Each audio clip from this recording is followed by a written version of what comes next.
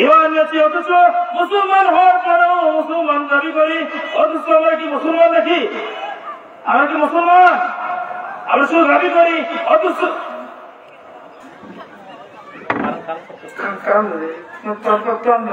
সমস্যা হচ্ছে তো ক্লোজ করো ক্লোজ করো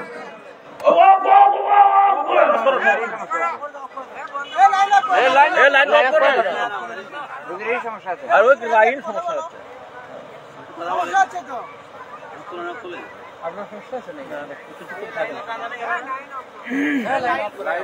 লাইনা গ্রাফ করো লাইনা গ্রাফ করো